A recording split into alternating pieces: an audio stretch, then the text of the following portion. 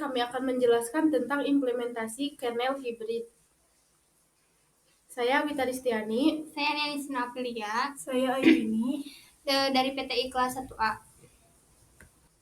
Dalam video ini, kami akan menjelaskan tugas kami tentang implementasi kernel hibrid yang mencakup layanan di kernel space dan user space.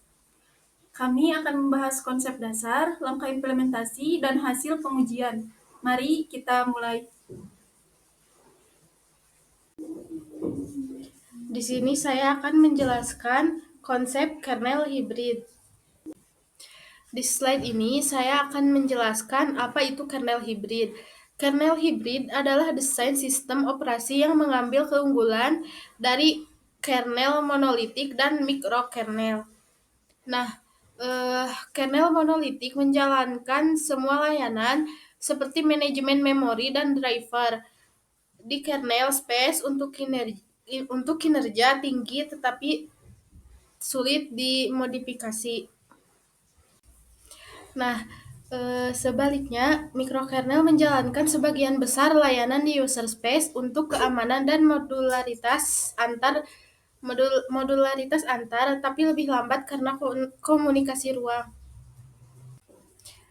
Nah, selanjutnya dalam kernel hibrid, layanan kritis seperti penjadwalan proses dan manajemen memori tetap di kernel space. Sementara layanan seperti file system atau jaringan bisa dijalankan di user space.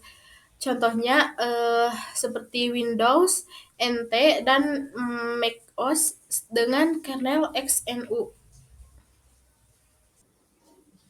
Selanjutnya, keunggulan kernel hibrid adalah keseimbangan antara kecepatan dan hitungannya, tapi tantangannya adalah merancang komunikasi yang efisien secara kernel space dan user space.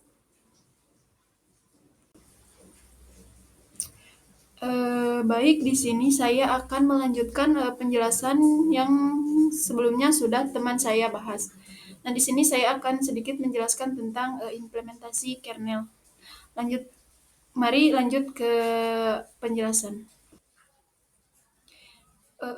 Nah, baik, langsung saja di sini ada di bagian implementasi kernel di sini ada visual atau diagram arsitektur kernel, cuplikan kode atau simulasi KEMU. Nah, untuk mengimplementasikan kernel, kami mulai dengan komponen di kernel space. Langkah-langkahnya adalah sebagai berikut. Yang pertama, kami menginisialisasi kernel. Nah, kami juga menggunakan bootloader seperti grup untuk membuat kernel. Selanjutnya, kami mengatur global descriptor table atau GDT dan interrupt descriptor table untuk manajemen interupsi serta mengaktifkan paging untuk manajemen memori virtual. Nah, baik, langsung saja di sini yang kedua ada tampilan diagram atau struktur ruang kernel.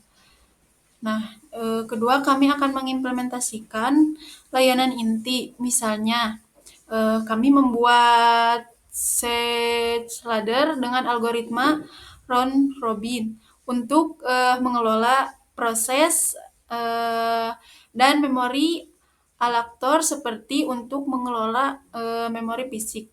Tampilannya cuplikan kode sederhana, misalnya struktur PCB atau fungsi scareloader.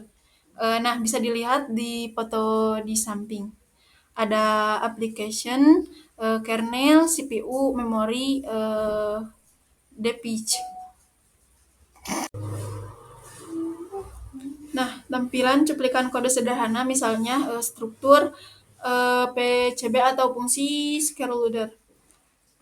Ketiga, kami membuat sistem panggilan sebagai jembatan antara kernel space dan user space. Contohnya, kami mengimplementasikan sistem panggilan seperti read dan write menggunakan instruksi skyscale untuk arsitektur x86 sampai 64. Contoh gambarnya bisa dilihat di samping. Nah, di slide ini kita akan melihat tampilan flowchart atau aplikasi sistem panggilan di kernel.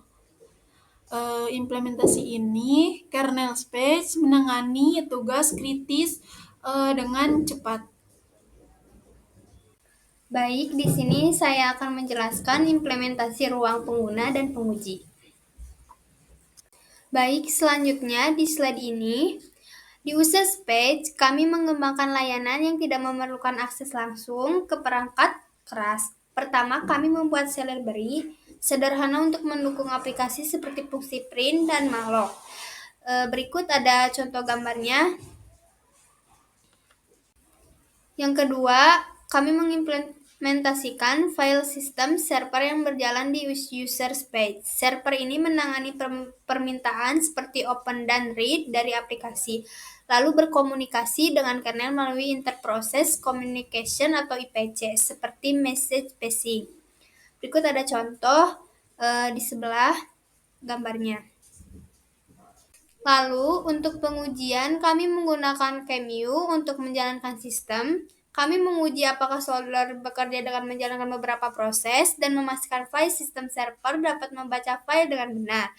Tantangan utama adalah meminimalkan overhead IPC agar sistem tetap efisien. Hasilnya kami berhasil membangun prototipe kernel hibrid yang fungsional.